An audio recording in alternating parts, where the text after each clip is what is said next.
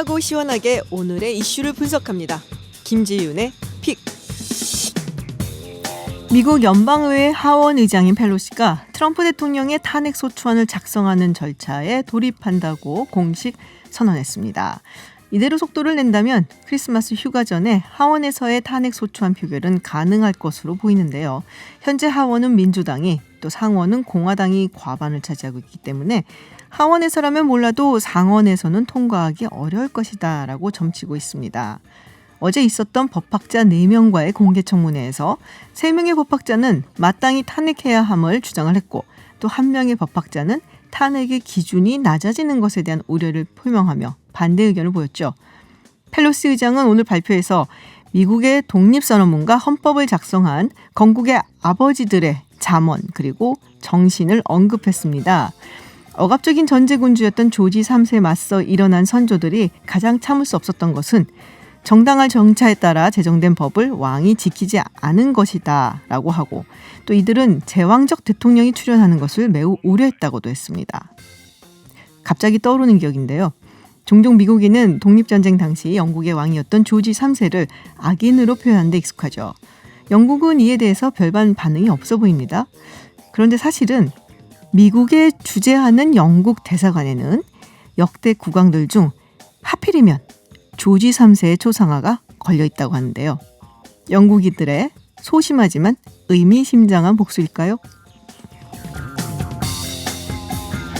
이 시대 최고의 훈남 여론조사 전문가 3분 만나는 시간입니다. 이택수 리얼미터 대표, 배종찬 인사이트K 연구소장, 그리고 윤희웅 오피니언 라이브 여론분석센터장 모셨습니다. 어서 오세요. 네, 안녕하십니까. 네, 먼저 국정 지지율부터 좀 살펴보고 가겠습니다. 이택수 대표님. 네, 문재인 대통령의 12월 첫째 주차 네. 국정수행 평가인데요. 리얼미터가 지난 2일부터 4일까지, 월요일부터 수요일까지 전국 19세 이상 유권자 1,504명을 대상으로 네. 조사한 내용입니다. 문재인 대통령의 국정수행 긍정평가가 지난주 대비 0.8%포인트 오른 네. 48.4%를 기록했고요. 네네. 부정평가는 0.6%포인트 하락한 47.7%. 그러니까 월요일부터 수요일까지의 잠정 집계이긴 하지만 네. 모처럼 4개월 만에 긍정평가가 부정평가를 앞서는 그렇군요. 결과가 나타났는데요. 한국갤럽이 오늘 발표한 내용을 보더라도 긍정이 부정보다 3%포인트 상승한 아하. 수치를 기록했습니다. 뭐 여러 요인이 있겠습니다만은 뭐 필리버스터라든지 또 이 검찰과 청와대의 뭐 대립 구도, 네.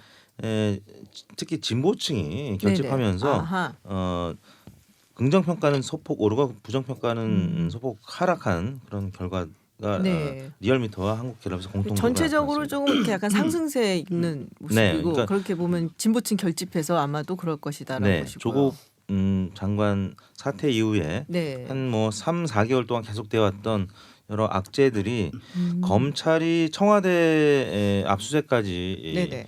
하는 여러 이제 강경 조치가 있었는데 오히려 진보층이 결집하는 그런 모습을 나타내면서 그렇군요. 뭐 잠정 집계이긴 합니다만 긍정평가가 부정평가를 4개월 만에 앞서는 그런 모습을 나타냈습니다. 이게 월요일부터 수요일까지니까 네.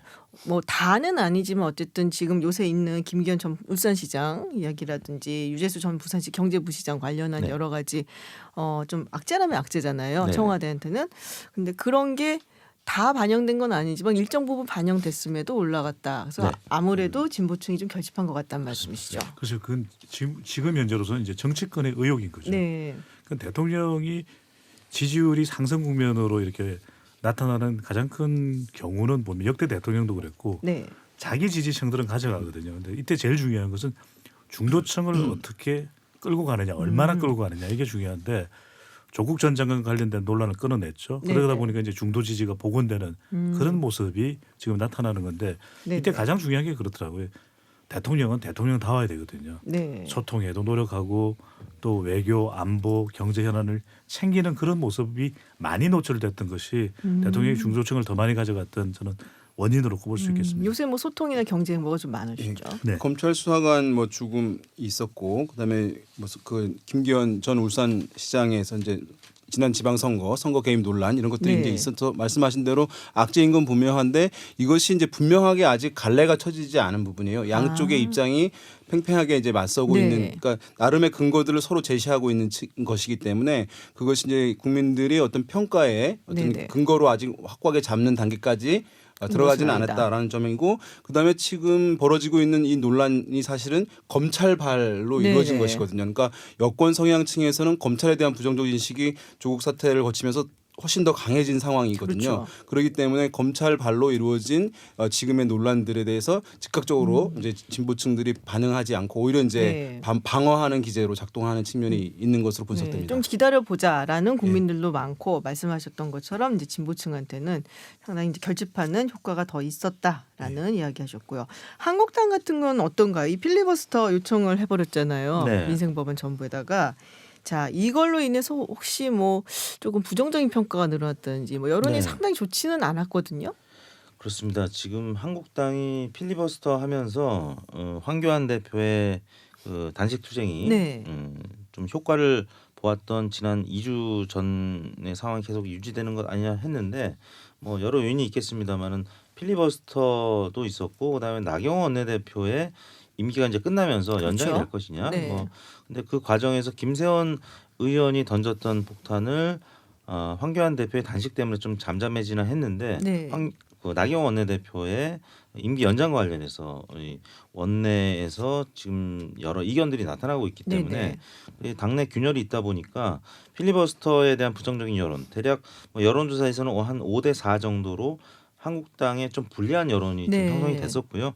그다음에 나경원 원내대표의 임기 연장 관련해서 또 당내 이런 이론들이 있었기 때문에 이번 주 들어서는 한국당의 지지율이 이제 소폭 좀 하락하는 모습을 하락하는. 보였었고요.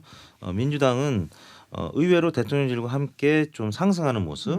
이게 이제 검찰의 여러 좀 강경한 이 수사의 속도, 뭐 내용과 관련해서 오히려 이제 문재인 대통령을 지지했던 41%의 지지층이 결집하는 모습. 더불어민주당의 지지율이 40.9%를 기록했는데, 우리 국민들의 예상과는 좀 다를 수가 있는데요. 당청 지지율은 오르고 한국당은 또 당내 요인과 함께 더불어 좀 떨어지는 그런 한 주간이 아니었나 싶습니다. 그렇죠. 지난번에 보니까는 네. 그 국회가 이렇게 자꾸 마비되고 일을 네. 못한 책임을 한국당이 더 책임을 져야 된다. 책임이 네. 있다라는 여론이 좀 더 높았던 것도 있었어요. 네. 필리버스터가 이제 뭐 한국당의 나름의 이제 논리가 있고 이제 선거법 이렇게 처리되는 것에 대한 이제 거부감들이 있으니까 나름의 이제 논리가 있긴 할 텐데요. 국민들이 직관적으로 이 상황을 판단하는 것은 연말이어서 민생 법안 처리와 또 예산안 처리를 해야 되는 시점에 뭐 필리버스터를 하면서 그것을 거부하는 것으로 국민들에게는 일차적으로 그렇겠죠. 전달될 수밖에 없는 네. 상황이었기 때문에 한국당의 논리보다는 이제 여권의 그런 이제 한국당에 대한 이제 공세 논리가 더 쉽게 국민들에게 아마 전달된 것으로 보입니다. 그렇군요. 오늘 사실 본격적으로 나눠볼 이야기가 선거법 개정안인데요. 이 부분이 잘 부각이 안 됐어요. 선거법 개정안 중에. 이번 선거법 개정안 중에 선거 연령을 만 18세로 낮춘 네. 내용. 이게 이제 포함이 되어 있습니다. 개인적으로 어떻게 보세요? 세 분은 어떤 입장이세요? 신중하긴 합니다. 왜냐하면 네. 여론조사 전문가라고 해서 과연 어떤 제도가 더 마땅한지를 또 판별해내는 건 쉬운 일은 아니거든요. 네. 근데 가장 우려되는 부분은 그런 부분인 것 같아요. 취지는 좋습니다. 그러니까 이제 이 보다 더 정치 참여에 대한 폭을 넓힐 수 있는 선거 연령을 낮추는 일이 필요한 일이죠. 근데 그러면은 이 고등학교 현장에도 선거 캠페인이 이제 난무할 겁니다. 아하. 범람할 거거든요. 근데 그런 안전 장치가 있으면 괜찮은데 이게 부모 마음이 자꾸 이게 제 마음이 되네요. 약간 그러니까 교실이 정치화가 될 수도 네. 있다라는 저도 우려. 이게 정치가 넌드리가 나는데 애들 배종찬 소장은 애국자입니다. 3남매의 아버지이기 오, 때문에 진짜 애국자시네요. 삼남매. 네, 누구보다 그거 할 말이 없습니다. 이럴 때 뭐 효과음 없네. 와 뭐 이런 거 없네. 가장 애국자입니다. 저는 이제 이것을 이제 선거 연령 인하하는 건 반드시 좀 할 필요가 있다고 생각하는 편입니다. 왜냐하면 실제로 이제 저는 선거와 관련해서 참정권을 확대한다. 네네. 그리고 투표권을 행사하는데 편의성을 제고한다. 가령 투표 시간을 늘린다거나 또는 뭐 2층에 장애인들 투표를 쉽게 한다든가 이런 것들은 민주주의 관점에서 주권자인 국민이 이제 의사표시를 하는 데 있어서 반드시 해줘야 할 기본적인 것들이라고 보거든요. 18세에 상관없다라는 네, 그래서 말씀이시고요. 18세 같은 경우에 뭐 여러 가지 논란은 이제 있습니다만은 지금 OECD 국가 중에서 18세로 대부분 선거 연령을 인하돼서 시행하고 있는데 네. 우리나라 청소년들만 18세만 안 된다고 할 근거를 마땅히 찾기 힘들다고 보거든요. 네. 그리고 뭐 다른 법안들 보면 18세에 뭐 이제 뭐 형사 처벌이라든가 이런 것들을 이제 책임을 질 나이가 되어 있거든요. 다른 법 조항들에. 결혼도 할 수 있고. 예, 그런데 선거권을 주지 않는다라고 하는 것은 좀 이해하기 힘들기 때문에 저는 나타날 수 있는 부작용들은 해소하는 방법들을 찾아야 될 것이고 네. 그렇지만 18세로 선거 연령 인하하는 것은 뭐 조기에 시행하는 것이 좀 바람직하다고 봅니다. 그러니까 취지는 누구도 반대를 안 할 겁니다. 왜냐하면은 아니 뭐 19세와 18세가 뭐 그렇게 차이가 그렇죠. 없을 텐데 저는 이제 우리 지금 정치 현실이죠. 이게 이제 그렇다고 해서 계속해서 선거권을 안 줄 수는 없는데 전 조금 계획이 필요하다는 거죠. 그러니까 지금의 이판사판의 정치판에서 고등학생들까지 영향받을 가능성이 높고 또 하나 이제 조금 근거 있게 말씀드리면 유럽이나 이런 나라들은 왜냐하면 취약 연령 자체가 빠르잖아요. 우리보다도. 그러면 18세 정도만 되더라도 이들은 이미 대학에 진학을 하거나 학교를 상당히- 고등학교 졸업한 상황. 정치 학습을 많이 한 경우고 독일의 경우에 지금 여성 국방장관이 고등학교 네. 때 정당 활동을 하거든요. 네, 그러니까 네. 이미 독일이나 이렇게 선진 유럽 국가들은 그러니까 어린 시절부터 정치 활동을 상당히 많이 하는 그런 경험이 쌓여 있는 그러니까 약간 것이고. 옛날 네. 그러니까 어린 시절부터 풀뿌리 민주주의가 그러니까요. 체득이 네. 되어 있기 예, 때문에 훨씬 우리랑은 조금은 다른 상태다라고 말씀하시는 네. 거예요. 이택수 대표님, 이게 네. OECD 국가 35개 국가 중에서 한국만 한국만. 19세 이상한테 네. 투표권을 주고 나머지 다 18세 이상입니다. 네. 그러니까 그만큼 대한민국이 특수한 상황에 처해 있는데 저희 리얼미터가 이제 최근에 여론조사한 걸 네. 보면은 오차 범위 내에서 18세 하향으로 하는 것에 대해서 반대가 소폭 높게 나타났어요. 아하. 근데 또 몇 달 전에 했을 때는 찬성이 높았거든요. 그러니까 그만큼 지금 이 사안이 굉장히 첨예하다. 그러니까 이 패스트트랙에 올라가 있는 안건 중에서 네. 이 선거제 개편 못지않게 18세 하향은 굉장히 사실 말은 안 하지만 굉장히 첨예한 문제다. 근데 또 한 차원 더 들어가면은 최근 20대가 문재인 대통령 지지율이 좀 떨어진 거는 또 사실이거든요. 네네, 그렇죠. 그래서 18세로 떨어졌다고 해서 한국당 입장에서 과연 불리할까? 이거는 또 한번 더 생각해 볼 그게 문제거든요. 옛날에 사실 미국 같은 경우는 네. 베트남 전제 끝나고 그러니까 그때쯤에 끝나기 직전인가 끝난 후인가 그때 이제 18세로 낮췄어요. 근데 그때 얘기했던 것이 내가 국가를 위해서 나가서 싸우고 목숨을 네, 걸 그렇죠. 나이인데 왜냐하면 그 당시에 이제 징집 연령이 만 18세였거든요. 네네. 근데 왜 나한테 투표권을 안 주냐? 이게 그렇죠. 그들의 논리였어요. 그래서 젊은이들을 중심으로 해갖고 먼저 만 18세로 하향화하는 그런 선거는 굉장히 많이 근데 했었고. 공교롭게도 20대가 또 반대가 60대, 50대 다음에 20대가 높습니다. 왜요? 그거는 이제 모병제 여론조사랑도 비슷한데요. 내가 인제 투표권 얻었는데, 내가 인제 막 예비군 냈는데, 힘들게 네. 고등학교 저 2살 졸업해서 어린 쟤네들이 얻는단 말이야? 맞습니다. 그 부분과 관련된 입장인데. 연령별로도 재밌네요. 과거에 봤는데 20대 초반 그래서 상당히 이제 다른 연령대 비해서 반대가 높은 흐름들 나타나는데 이게 어쨌든 보면은 세대 간 구분이 우리나라 명확하기 때문에 정치적 성향이 확연히 다른 것들이 네네. 그래서 이제 과거에 이 논의 자체가 잘 안 됐던 것이거든요. 젊은 층 같은 경우에 어쨌든 보수 정당에 대한 거부감들이 크다라고 해서 이제 보수 정당이 새로웠는데 우리 이택수 대표님 말씀하신 대로 지금의 젊은 세대들의 다양성은 매우 확대가 되어 있는 상황이에요. 그러니까 실례로 지난 대선에서 대선 후보들이 있었잖아요.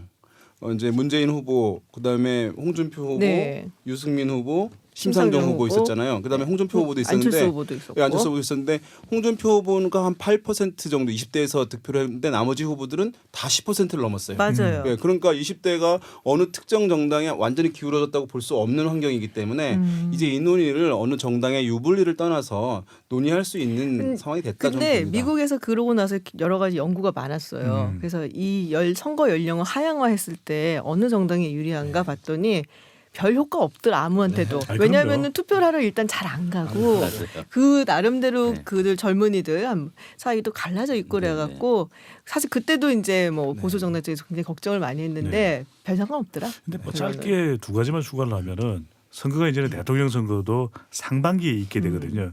그러면 아예 저는 좀 학기제도 해서 네. 학기가 끝나고 난 다음에 그러면은 만 18세라 그래도 사실상 고등학교를 졸업한 것이 되겠죠. 요즘에는 왜냐하면 애들이 빨리 자라잖아요. 그러니까 네. 조금 더 취약 연령도 앞당기는 것이 좀 필요할 수 있죠. 왜냐하면 생산 인구는 계속 줄어드니까. 그러니까 좀 다각도로 할 필요가 있고 딱 한 가지만 더 추가하면은 이게 미국의 만 18세는 30 같이 보여요.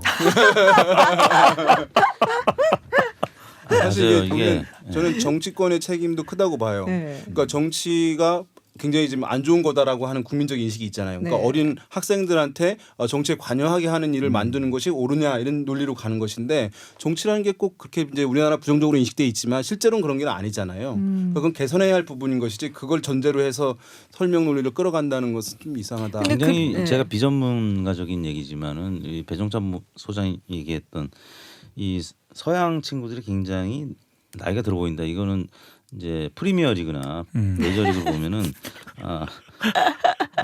이 메이저리그에서 유현진 선수가 같이 뛰고 있는 커쇼라는 투수라든지 그렇죠. 아니면은 프리미어리그 손흥민 선수의 동료인 케인. 근데 나이가 케인. 들어 보이거든요. 근데 저는 가끔 이게 시청을 하지만 저보다도 더 형 같아요. 서양 친구들은 좀 심했는데요. 네. 역시 우리 김지은 앵커께서 너무 정확하시다. 아니 이거야말로 이연 밑에서 여론조사를 한번 하시죠. 누가 더 우리 나이가 국민들 있어 어떻게 보이나? 생각하는지. 누가 더 한국인들은 형일까요? 동안인가? 표본오차 플러스 마이너스 4.4% 해가지고. 근데 사실 그런 얘기도 있긴 하죠. 그 왜 요새도 얘기가 좀 가끔씩 나오는데 네. 그 고등학교 교사가 학생들한테 이제 정치적인 발언을 뭐 강요를 한다든지 뭐 얘기를 한다든지 이런 이슈들이 좀 있거든요. 그래서 그런 부분들이 사실은 좀 걱정이 되는 것도 있어요. 아까 만약에 얘기했었던 만 정치 18세로 이슈가. 되면은 이제 고등학교 3학년이 대상이 될 수 네네. 있기 때문에 고3의 정치를 가르치는 선생님들 입장에서는 굉장히 조심할 수밖에 없는 네.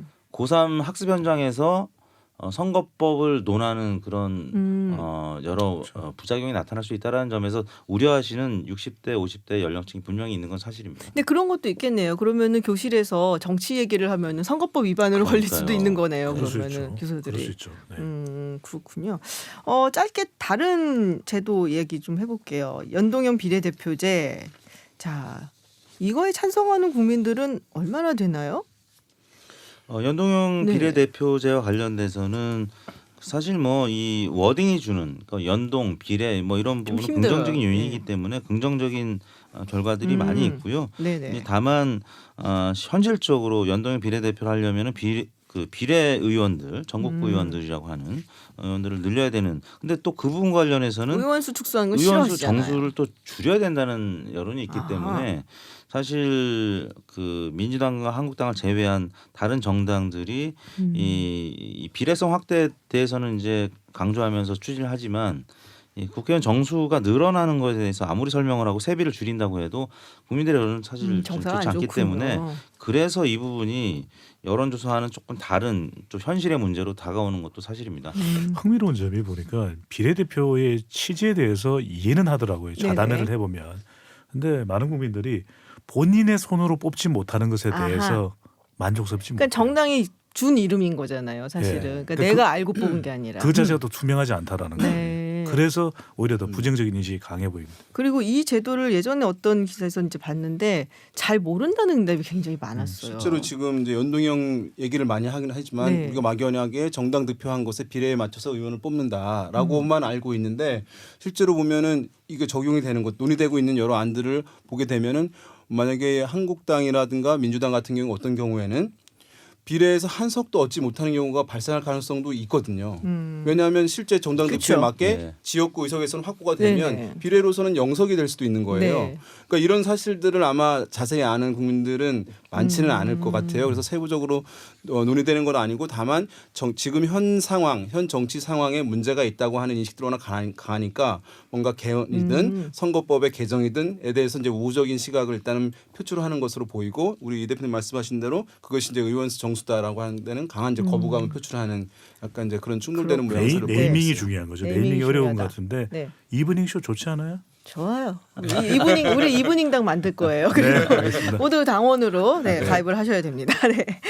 네, 오늘 선거법 개정안에 좀 이야기를 해봤는데요. 그 중에서 선거 연령을 낮추는 이야기 그리고 국민들은 어떻게 생각하고 있을까? 연동형 비례대표제 이야기 좀 나눠봤습니다. 네, 지금까지 윤희용 센터장, 배종찬 소장 그리고 이택수 대표 여론조사계 훈남 3인방과 함께했습니다. 고맙습니다. 감사합니다.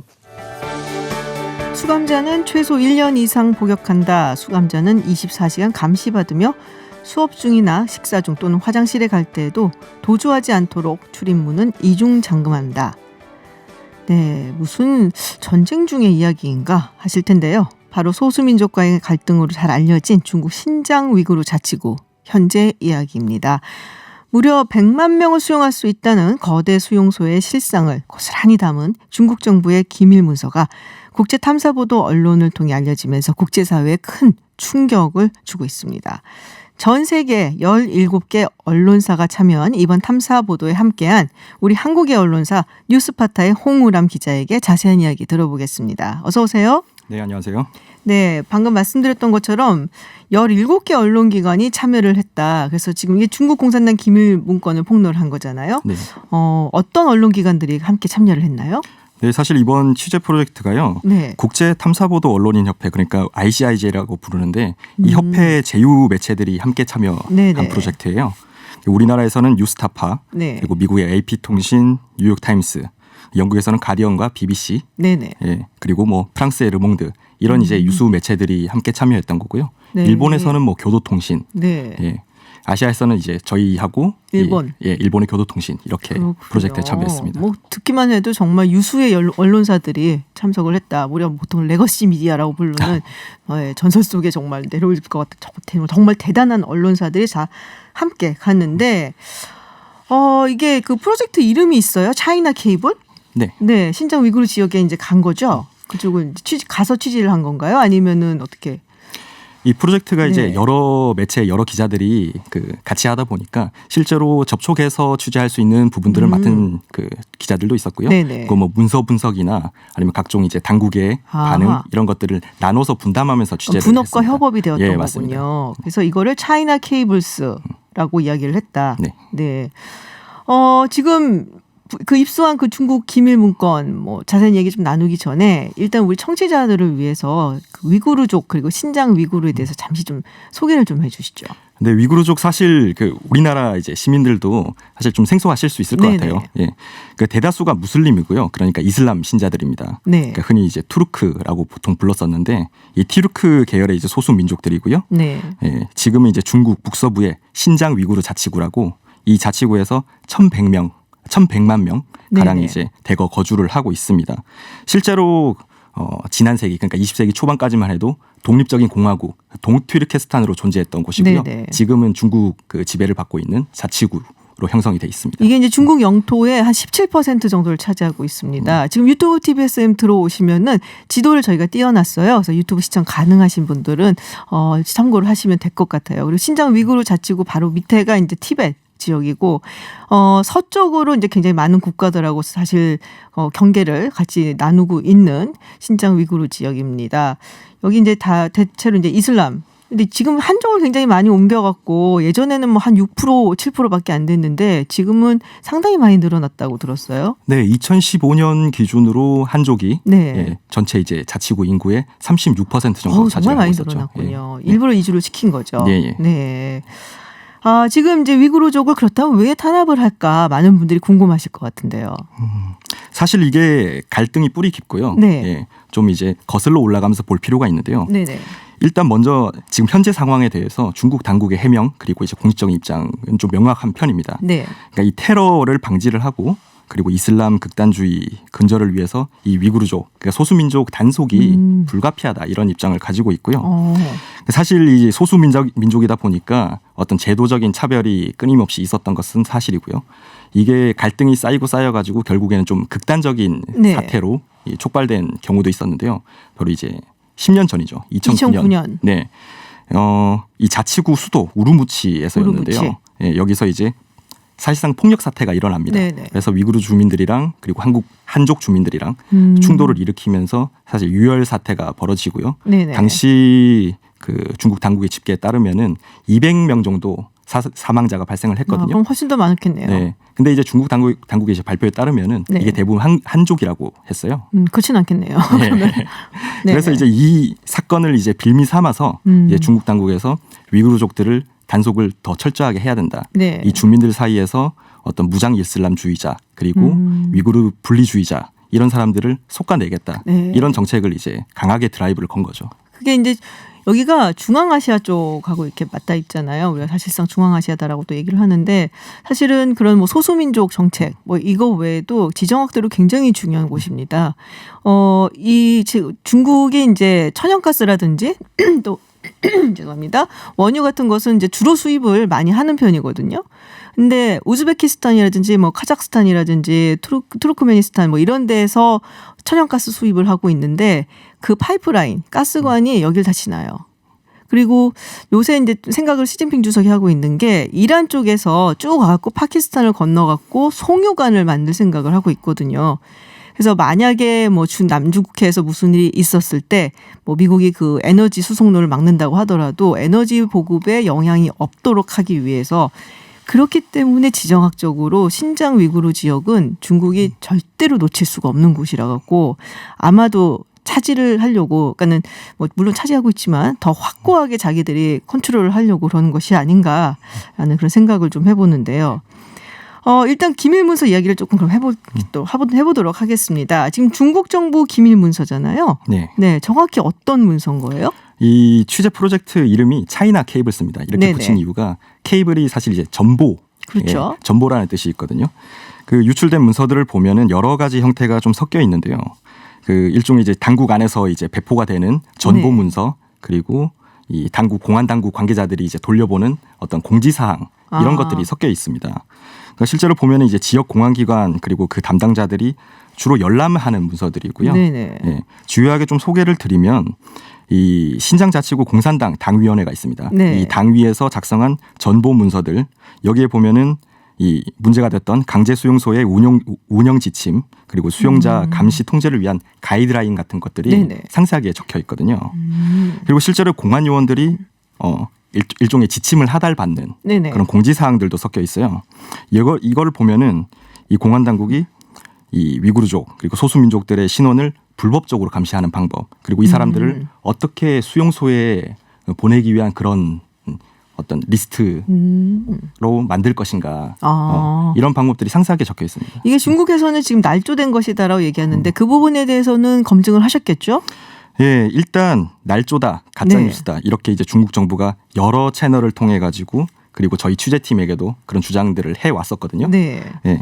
실제로 이제 문서의 진위 그리고 신빙성 이게 보도에는 굉장히 중요한 부분이고요. 이걸 검증하는 게 저희 이제 프로젝트의 그렇겠죠. 가장 중요한 임무 네네. 중에 한 개였어요. 그래서 이제 취재 과정에서 신장 위구르 전문가 그리고 뭐 중국 전문가 네. 그리고 언어학자들까지 동원해서 이 문서들을 다 검토를 부탁을 했었고요. 예. 그렇군요. 이분들이 다 이제 그런 검증을 해줬다. 예. 네. 지금 뭐 기밀 문서 내용이 굉장히 충격적이다라는 얘기가 있어요. 이게가 뭐 마치 이제 무슨 직업 교육을 시키는 것처럼 그렇게 위장을 했다. 사실은 수용소였다라는 것이잖아요. 네. 그래서 뭐 쓰는 용어라든지 뭐 이런 것도 조금씩 달랐다고 하던데요. 네. 네, 맞습니다. 실제로 이제 중국 당국이 네. 이 구금해 놓은 수용자들을 이렇게 부르거든요. 수용자가 아니라 학생이라고 부릅니다. 학생. 네. 이 수용소를 나오기 위한 조건, 그러니까 출소하기 위한 조건도 수료 요건이라고 부르거든요. 그러니까 실제와는 조금 다른 언어들을 사용하면서 일종의 이제 세탁을 한다고 보시면 될 것 같고요. 그렇군요. 네. 사실 지침서는 이번에 이제 저희가 이제 폭로한 지침서 같은 경우에는 네. 실제로 교도소의 운영 지침하고 그렇게 다른 게 없어요. 아. 네.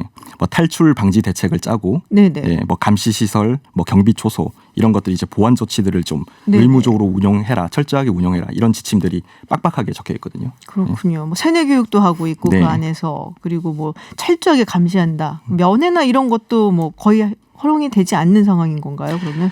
면회가 허용이 되긴 합니다. 네. 근데 면회를 언제 허락할 건지 또 심지어는 이 수용자들이 화장실을 어떻게 가야 되는지 언제 허락할 건지 이런 화장실 가는 것까지? 아주 기본적인 생활까지 통제하는 그런 기준들이 다 적혀 있어요. 아, 그 자연 현상인데 그걸 어떻게 통제를 하나요? 그러게 말이에요. 그렇군요. 예절 교육 가르친다는 얘기는 뭐예요? 이게 참 황당한 얘기인데요. 이 내용을 보면은 어떤 사회생활의 네. 에티켓이라고 하죠. 네네. 에티켓 그리고 어떤 복종의 문화 그리고 뭐 친구 사이에서 어떻게 우리가 행동을 해야 되는지 뭐 심지어는 뭐 목욕하는 방법 아니, 이런 것들도 그런 걸 왜 가르친다고 하고요. 가르치지? 그러니까 다시 이제 말해 네. 보면은 사실 여기에 이제 수용한 구금자들, 위구르인들, 네네. 그 소수 민족들이 문명화되지 않은 아, 예, 네. 그러니까 어떻게 보면은 뭐 한족의 입장에서 봤을 때는 조금 미개할 수도 있는 네. 예, 그런 시선으로 이 수용자들을 바라보고 있다. 예, 그렇게 생각하면 될 것 같습니다. 그렇군요. 이게 이제 수용소에 있었던 사람들 취재한 것들도 가끔 나오더라고요. 근데 대체로 탈출한 사람들이 네. 좀 많고 실제로 신장 위구르에 살고 있는 사람들 같은 경우는 거의 취재가 불가능하지 않나 싶은 생각이 드는데요. 대체로 이제 해외에 이제 이미 망명을 하신 분들 네. 그런 분들이 이제 증언을 어렵게 내놓는 경우가 많고요. 이번에도 이제 저희 기자들이 이제 조금씩 각국에서 네네. 예, 경험담이나 이제 목격담 이런 것들을 좀 수집을 했었고요. 저희 취재에 이제 공개적으로 인터뷰에 응해주신 분이 있는데요. 네. 스웨덴에 망명을 하신 분이에요. 스웨덴에 망명을 네, 한. 수용소 생활을 하셨고요. 이분이 이제 또 목격담을 전해준 게 좀 설명을 드리면은 뭐 정기 공봉으로 구타를 당한 사람도 자기가 목격을 했다. 아. 피범벅이 돼가지고 방으로 돌아오는 사람들도 있었다. 아. 예, 그리고 이제 의자에 못을 박아두고 여기에 이제 사람들을 묶어두는 그런 경우도 있었다. 아, 이런 고문이나 증언들을 이런 많이 것들이 했었죠. 아, 이루어지고 있었다라는 내용이었군요. 여성들 같은 경우는 뭐 사실 임해닿기 힘든 네. 네, 그런 일들도 있었겠다라는 생각을 할 수밖에 없는데 왜냐하면 그런 인터뷰 제가 보기는 했었거든요. 아, 근데 인공지능으로 수용소 구금 대상자를 가려낸다라는 말이 뭔가요? 이게 합동작전 플랫폼? 예, 통합합동작전 플랫폼이라고 이게 흔히 줄여서 이제 IJOP라고 부르는 이제 IJOP. 플랫폼입니다. 그러니까 쉽게 말해서 모바일로도 사용한 어플리케이션의 형태도 갖추고 있는데요. 이게 쉽게 말해서 이제 시민들의 개인 정보를 여러 가지 이제 형태로 네. 수집을 합니다. 이거 잠재적인 범죄자들을 구분해 내려는 목적이고요. 이거를 인공지능이 분석을 하게 돼 있습니다. 인공지능이 분석을 해요. 네, 그래서 잠재적인 범죄자, 우범자들의 명단을 생성해내고요. 예, 이 리스트를 근거로 해서 공안 당국 그 요원들이 네. 예, 현장을 다니면서 당연히 이제 스마트폰 어플리케이션으로 이 플랫폼을 이용하겠죠. 그러면서 신상 정보를 그 일일이 감시를 하는 그런 형태로 예, 이용이 되고 있죠. 그게 얼마나 정확한지도 사실 모를 뿐만 아니라 그게 사실 정확하다고 하더라도 얼마나 또 그걸 가지고 악용을 할지도 모르는 거고 그리고 실제 정보랑 다르게 쓸 수도 있는 거고 이거는 뭐 여러 차례 말했지만은 인권 침해의 요소가 다분히 있기 때문에 상당히 지금 문제가 될 것 같은데 그래서 사실 해외에서는 그런 얘기 많이 하거든요. 지금 신장 위구르 쪽은 완전히 CCTV 공화국이다. 빅브라더 사회다. 네. 모두가 모두를 지켜보고 있다. 그게 진짜 맞는 얘기인가요? 그런 이 빅브라더 사회의 가장 무서운 점이 자기들 스스로 어떤 생활을 이제 검열을 하고 네. 예, 나는 언제나 이제 감시받고 있어 이런 생각을 안고 산다는 게 문제인 그렇죠. 거죠. 그러니까 이게 중국 밖에 있는 위구르인들도 예외는 아니에요. 그러니까 신장 자치구에 있는 뭐 가족들이나 친척들한테 전화나 아니면은 메시지 어플로 이제 연락을 하는 경우가 있겠죠. 그런 경우에도 뭐 공안 당국 그리고 뭐 이제 감청 다 당하겠네요. 그렇죠. 그러면. 공산당 간부들이 네네.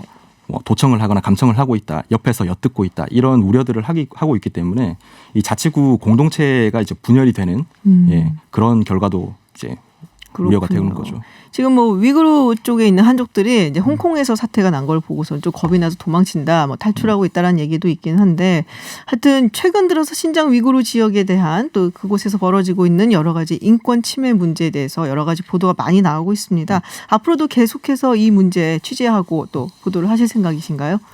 네, 아무래도 이게 지금 신장 자치구 문제를 놓고 네. 미국과 중국도 갈등을 하고 있고요. 예. 이런 부분들에 대해 가지고 어쨌든 인권의 문제로 바라보면서 전 세계 언론들 그리고 국제사회가 같이 좀 감시하고 예. 어쨌든 나아지는 방향으로 네. 예, 할 필요가 있다고 생각하고 있습니다. 이렇게 언론에서 알리지 않고 우리가 또 이렇게 관심 가지고 보지 않으면은 그대로 잊혀지거든요. 그럼요. 예, 그래서 정말 언론의 중요한 역할이 그런 게 아닌가라는 생각이 들고요. 네, 취재 수고 많으셨습니다. 네, 쉽지 않은 일이고 또 사실 그렇게 한국에서 많은 관심을 갖는 사안은 아니기 때문에 조금 외롭게 하셨을 것 같은데 네, 앞으로도 좋은 취재 많이 기다리도록 하겠습니다. 고맙습니다. 고맙습니다. 네, 지금까지 뉴스타파의 홍우람 기자와 함께 이야기 나눴습니다.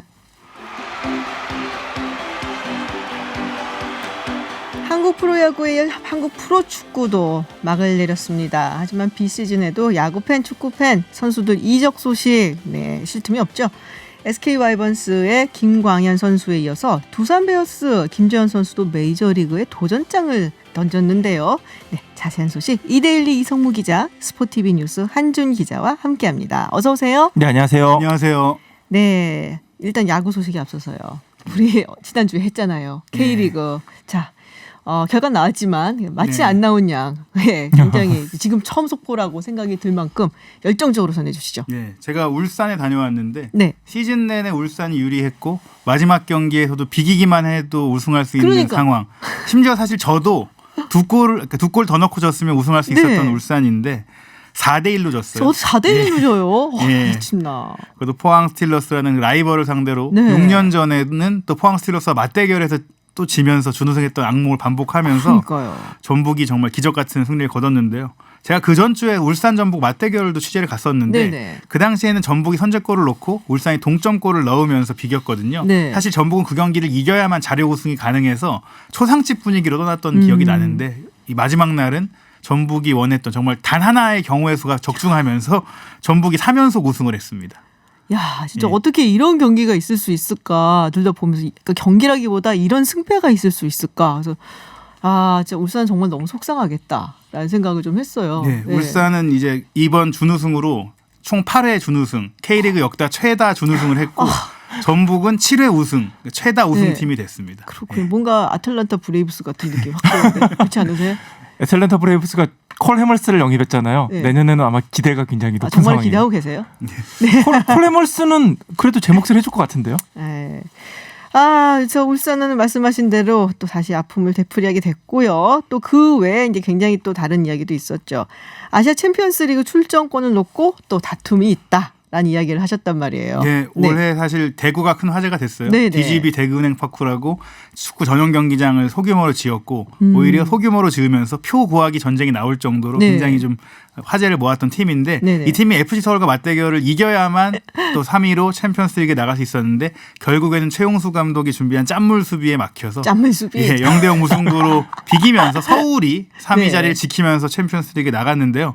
이 경기의 여파가 그래도 좀 컸는지 네. 최용수 감독이 평소 좀 호기롭고 또 시상식 K리그 시상식도 본인이 상 안 받더라도 참석을 하는 그런 성격인데 예. 그 경기에서 너무 긴장한 나머지 좀 감기가 몸살이 크게 왔다 그래요. 39도의 열이 펄펄 끓어서 시상식에 불참할 정도로 이 경기에 가졌던 좀 긴장감이 컸다고 합니다. 그렇군요. 이번에 K리그 대박 났다 그러더라고요. 네. 마지막 경기까지 관중이 모이면서 승강제 실시 이후 처음으로 네. 연간 평균 관중이 8,000명을 넘었고 2부 리그도 연간 평균 관중 경기당 평균 관중이 3,000명을 넘으면서 총 230만 관중을 모았거든요. 어허. K리그가 사실 2011년 약간 승부조작 사태 이후 네네. 많이 침체됐었는데 2013년 승강제 실시 이후 승강 1, 2부 리그가 구축됐고 네. 그 이후엔 사실 2부 리그 떨어진 팀은 죽는 거 아니냐 이런 얘기 많이 했는데 결국엔 6년의 시간이 흐른 지금 정착이 확실히 됐습니다. 그렇군요. 그러니까 야구는 사실은 요번에 좀 울상이었거든요. 관중 수도 많이 줄고 그래갖고. 네, 근데 네. 축구 같은 경우는 요번에 굉장히 뭐 대박이었다. 홈 경기 19개 중에서 뭐 9경기는 매진 사태였다. 뭐 이런 네. 얘기도 있고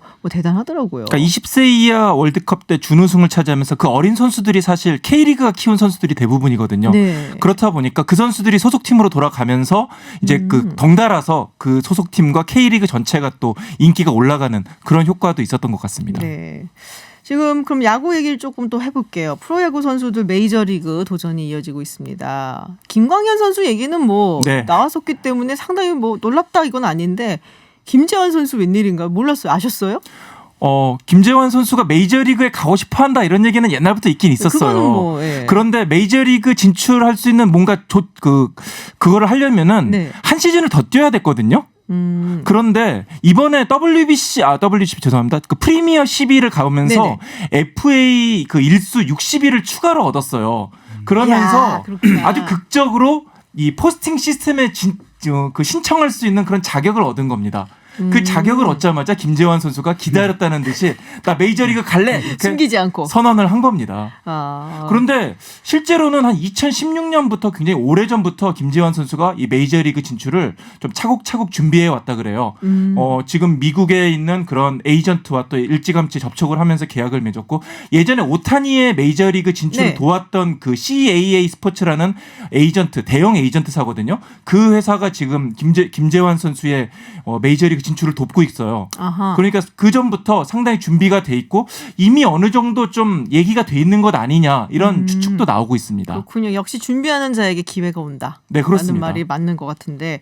근데 지금 뭐 김광현 선수는 요번에 처음 도전하는 게 아니잖아요. 메이저리그 도전하는 게. 2014년에 한 차례 포스팅 시스템 신청을 했었는데 네네. 그때 이제 잘 안 됐죠. 그때 잘 안 됐고. 네, 그 당시 샌디에고 팀이 입찰금 200만 달러를 제시해서 단독 교섭권을 얻었는데요. 네네. 하지만 정작 연봉은 굉장히 후려쳤어요. 그러니까 100만 달러도 안 되는 돈을 김광현 선수에게 제시를 했고 자존심이 거기서 크게 상한 거죠. 김광현 선수가. 네네. 결국 나 메이저리그 진출 안 할래 이렇게 하고 SK와 재계약을 맺었는데 5년이 지난 지금 김광현 선수가 다시 진출하겠다고 선언을 했고 샌디에고가 속도 없는지 또 김광현 선수를 좀 영입하겠다고 또 지금 준비를 하고 있더라고요. 속도 없는지가 아니고 이번엔 좀 많이 내야죠. 예. 네. 지금 0990님이 잔류 성공한 인천 유나이티드 이야기 좀 해주세요. 잘한 팀 이기면 이긴 팀 이야기, 잘한 팀 지면 진 팀 얘기하니까 속상하다고.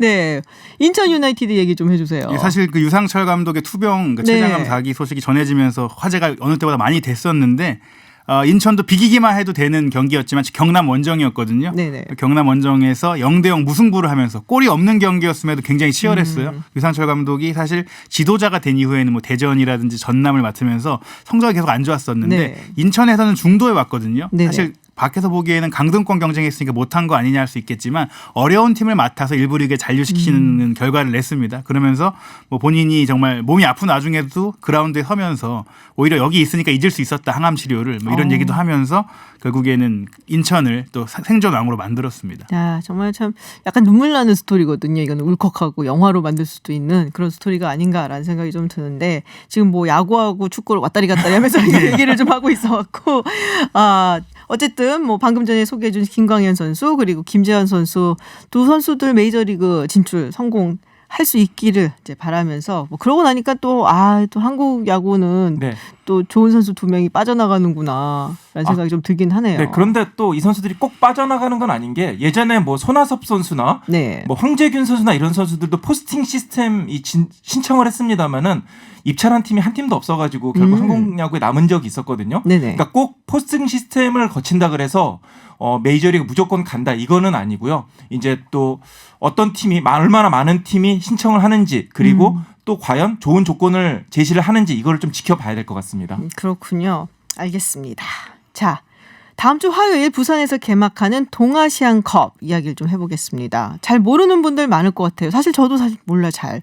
동아시아컵 그러면은 한국, 중국, 일본인가요? 그렇습니다. 사실 각 그 대륙별로 네. 대회가 있는데 아시아 지역은 워낙 넓고 사실은 문화도 다르잖아요. 네네. 서아시아에는 걸프컵이 있고 동남아시아에는 스지크컵이 있는데 이런 대회들은 역사가 좀 오래됐어요. 하지만 네. 동아시아만의 대회는 2003년에 처음 생겼습니다. 그럼 한 16년 정도 됐네요. 일본의 주도로 좀 생겼는데 네. 왜냐하면 동아시아라든가 유독 좀 서로 좀 라이벌 관계가 심하다 보니 잘 뭉치지 못했고 한중일을 제외하면 너무 약했거든요. 네. 그래서 이 대회를 통해서 당시 동아시아 축구연맹이 생겼고 한중일 세 나라는 무조건 본선에 오르고 나머지 동아시아 나라들 중에 예선을 거쳐서 한 팀이 참가하는 대회가 생겼는데요. 네. 이 대회 같은 경우에는 이제 사실 피파 캘린더에는 없는 대회다 보니까 아하. 유럽에서 뛰는 선수라든지 의무 차출이 어려워서 거의 이제 동아시아 지역에 뛰는 선수들 위주로 참가하게 되고 있습니다. 그럼 손흥민 선수는 안 나오겠네요? 예, 뭐 물론 손흥민 선수가 오고 싶다고 해서 오면 올 수는 있겠지만 구단에서 보내줄 의무가 없기 때문에 손흥민 선수를 비롯해서 황의조 선수라든지 많은 선수들은 못 나오지만 이제 K리그가 끝났기 때문에 K리그에서 활동한 선수들 뭐 일본, 중국에서 활동한 선수들이 나와서 주전 경쟁을 위해 또 한번 자신의 실력을 보여주는 그런 무대입니다. 근데 왠지 우리 축구팀 국가대표 축구팀 경기한다면 해외패가 좀 있어야지 좀 이렇게 든든한 느낌이 드는 것도 있긴 하거든요. 네. K리그에서 열심히 뛰는 선수들께 조금 죄송하긴 한데 글쎄요. 성적 어떨까요? 어떻게 보세요? 여태까지 우리나라 성적 어땠나요? 동아시안컵에서. 사실 최근 2개 대회에서 모두 우승을 했고 대회 최다 우승팀이 좀 우리나라긴 해요. 지금까지는 K리그 우리 거군요. 예, K리그의 경쟁력이 높기도 했었고 네. 그러니까 해외파가 못 오긴 하지만 이제 해외파가 될 수 있는 선수들이 많이 배출된 대회이기도 합니다. 지난 대회 MVP였던 이재성 선수는 또 독일로 갔고 네네. 지지난 대회에서 발굴됐던 권창원 선수도 지금 독일로 갔거든요. 네. 그렇기 때문에 이번 대회 참가한 선수들 특히 K리그 올해 MVP를 받은 김보경 선수도 이런 말을 했어요. 지금까지 동아시안컵 하면 해외파가 없을 때 K리그 선수들이 경쟁력을 보여서 새로운 가능성을 보여주는 대회였는데 요즘에 해외파 인기가 너무 많아서 그런지 네. 좀 들러리 어쩔 수 없이 뽑았다는 느낌이 든다. 그게 아니라는 거를 보여주겠다. 뭐 이렇게 아하. 좀 얘기를 했거든요. 뭐 그렇게 우리나라에서 열리기 때문에 좀 잘할 거라고 기대하고 있는데 사실 이 대회가 열리고 나서 한국에서 열린 대회에서는 유독 성적이 안 좋았거든요. 그런 점에서 조금 기대해 볼 만합니다. 그 벤투 감독이 굉장히 조금 신경 많이 쓸 것 같아요. 여태까지 벤투 감독 막 이제 끌고 가는 거 보면은 고구마군 것 같다, 막 이랬었는데 이번에 조금 성적 잘 내야겠다라는 생각을 할 것 같아요. 네, 최근에 이 월드컵 예선에서 그렇게 성적이 좋지 못했기 때문에 네. 계속 무승부나고 맞아요. 그렇다 보니까 벤투 감독 입장에서 이번 대회 굉장히 좀 의욕이 넘칠 것 같고요. 또 아무래도 본인도 제일 답답하겠죠. 가장 답답한 사람은 본인일 텐데 뭔가 좀 새로운 돌파구를 찾기 위해서 새로운 얼굴을 찾기 위한 많은 실험을 하지 않을까 생각이 드는데 어쨌든 벤투 감독 이번 대회 좀 많이 신경을 쓸 것 같습니다. 그렇군요. 그리고 또 이제 일본과의 경기가 있잖아요. 또 중국도 있고 무조건 이겨야 되는 경기잖아요. 이건 뭐 대표팀 평가 이런 걸 떠나서 한일전은 네네. 무조건 이겨야죠. 줄다리기도 이겨야 되는 경기입니다. 그렇게 자꾸 부담 주지 마세요. 무조건 이기는 게 어딨어. 이길 수도 있고 질 수도 있는데 이겼으면 좋겠다. 뭐 이 정도로 끝내면 되는 거지. 지금 찹쌀떡 메밀묵님이 김지한 선수는 공격이 수비보다 좋아서 지명타자가 있는 아메리칸 리그가 맞을걸요. 야구 좀 아시는 분. 네. 아메리칸 리그 쪽이 아무래도 좀 관심이 있겠죠. 네, 지금 뭐 그런 얘기가 많이 나오고는 있는데, 근데 제가 최근에 어떤 스카우트, 그러니까 미국 메이저리그 스카우트하고 얘기했는데 김재환 그렇게 수비가 약한 선수가 아니다. 좌익수 또는 뭐 일루수도 충분히 뭐 메이저리그에서는 그렇게 수비가 중요한 포지션은 아니기 때문에 충분히 뭐 볼 수 있다. 뭐 이렇게 굉장히 좋게 평가를 하더라고요. 그래서 뭐 한편으로는 내셔널리그 팀 혹시 전 개인적인 그냥 사견인데 네. 한국 선수를 써본 팀이 좀 다시 이렇게 쓰고 그러거든요. 믿고 쓰는 한국 선수. 한국 선수. 미러키 브루어스 같은 팀, 테임즈가 성공한 케이스가 있으니까 네네. 또는 애리조나 같은 팀, 애리조나 켈리가 성공할 수 다이몬드백스. 있는 네. 그 팀 중에 하나가 아닐까라는 생각도 좀 아하. 살짝 해봅니다. 그렇군요. 자, 다시 동아시안컵으로 돌아와서 언제 하나요? 동아시안컵 남자부 경기는 11일 날 이제 홍콩과 첫 경기를 치르고 15일에 중국, 18일에 일본과 경기가 이어지고요. 네네. 사실 일본과 경기가 열리는 날에는 또 큰 이슈가 있습니다. 이번 대회 사실은 그동안은 북한이 아무래도 전력이 좋아서 본선에 네네. 올라왔었는데 예선전에서 북한이 홍콩과 비기면서 골득실에서 밀리면서 못 아하. 왔거든요. 그러면서 올라온 팀이 홍콩이에요. 홍콩. 마지막 날 한국과 일본과 이 경기하면 중국은 홍콩과 경기를 하게 됩니다. 어떻게 그렇게 걸렸죠? 그 경기가 제일 기대돼요. 완전 기대되는데요. 예. 중국과 홍콩 경기. 총칼만 안 들었다 할 뿐이지 지금 그러니까. 전쟁이죠. 축구는 사실 전쟁 같거든요. 약간 맨몸으로 적진으로 돌파해갖고 공을 빡 넣으니까 이야 빅매치인데요. 네, 이 홍콩과 중국의 경기도 18일 오후 4시 15분 부산에서 18일? 열리는데 네. 많은 또 홍콩, 중국 관중들이 오지 않을까 뭐 이런 생각이 충돌은 듭니다. 좀 없었으면 좋겠네요. 네, 알겠습니다. 네, 오늘 뭐 축구 얘기, 야구 얘기 오가면서 왔다리 갔다리 하면서 이야기 나눠봤습니다. 더 즐겁게 얘기 나눴습니다. 스포티비 뉴스 한준 기자 그리고 이데일리 이성무 기자였습니다. 오늘 고맙습니다. 네, 감사합니다. 감사합니다. 샌프란시스코 오페라의 새 음악 감독으로 한국 여성 지휘자인 김은선 씨가 지명됐다는 소식이 들어왔습니다. 미국의 메이저급 오페라 컴퍼니의 첫 여성 음악 감독이라는 타이틀을 쥐게 된 김은선 씨는 올해 39세의 약관의 나이에 영예로운 자리에 올랐는데요. 유명한 피아니스트이자 지휘자인 다니엘 바렌보임의 초청으로 2015년 지휘자로 유럽 무대에서 데뷔를 했고요. 또 2017년 베르디 오페라 라트라비아타를 휴스턴 그랜드 오페라와 함께 훌륭하게 지휘해냈다고 합니다. 1912년에 태어나 당시로는 파격적으로 의사였던 자신의 할머니가 여의사로 불리다 의사로 불리게 된 날을 보셨다며 자신도 여성 지휘자가 아닌 지휘자로 불리는 다음 세대를 기대한다는 의미 있는 인터뷰도 했습니다. 여성에게 참정권조차 주어지지 않았던 지난 100여 년 전부터 참으로 많은 그리고 의미 있는 발자국들이 있었네요. 김은선 지휘자 축하드리며 알리시아 키스의 Girl on Fire 준비했습니다. 저는 다음 주에 찾아오겠습니다. 김지윤이었습니다.